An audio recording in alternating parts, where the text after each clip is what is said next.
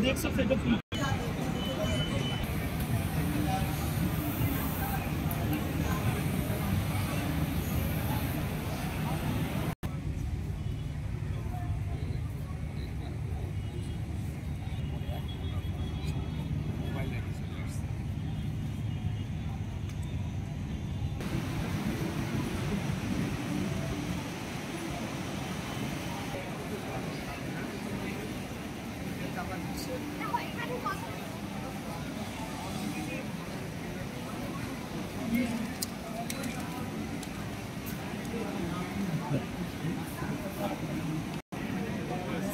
Embroidery machine embroidery হচ্ছে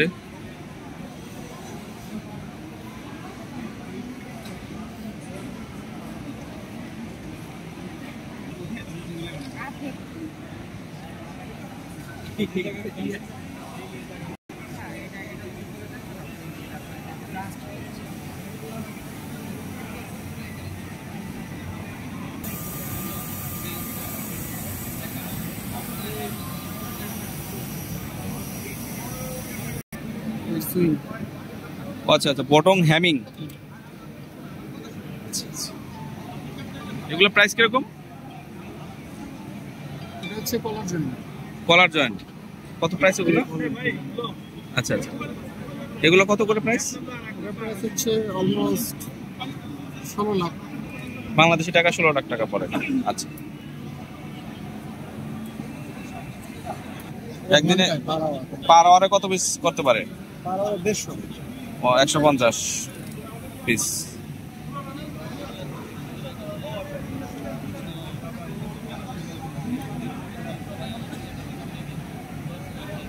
গেঞ্জির top বটমের কাজ করে কলার জয়েন্ট এবং নিচের অংশ।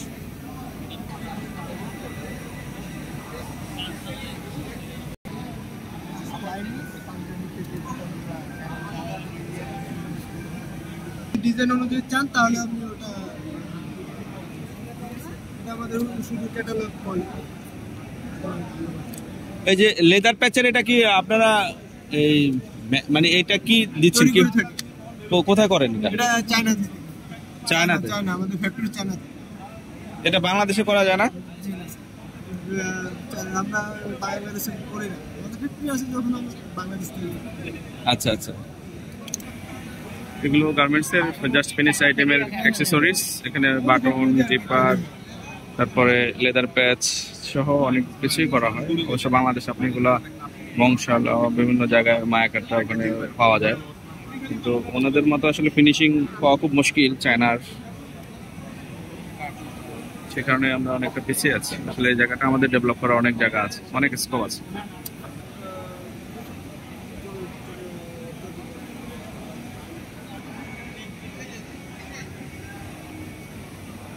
Maybe pocket attachment and machine stitching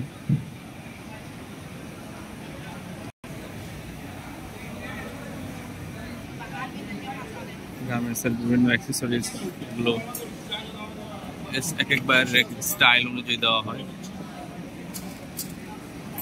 দেখে মনে হচ্ছে যে মনে হয় মণিমুক্তা 7,000 কম, কিন্তু আসলে এগুলোই গার্মেন্টস অ্যাক্সেসরিজ।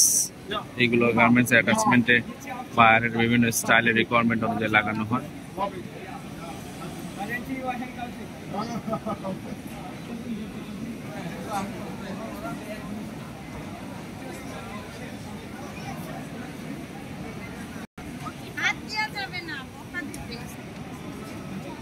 অনেক স্টোন, এখানে স্টোনের বিভিন্ন কাজ এখানে করা হয়।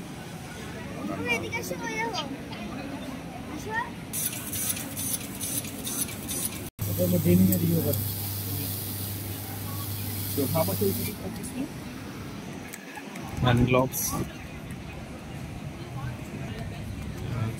RFID machineries, 3 colour. মেলার উপলক্ষে কম দেবে, ছাড় আছে কিছু। আর যদি এলসিতে নেন তো আর একটা প্রাইস আছে। মোটামুটি 8-9 লাখ টাকা কি এই মেশিনের প্রাইস হয় নাকি? কাছাকাছি। RFID কত কালারে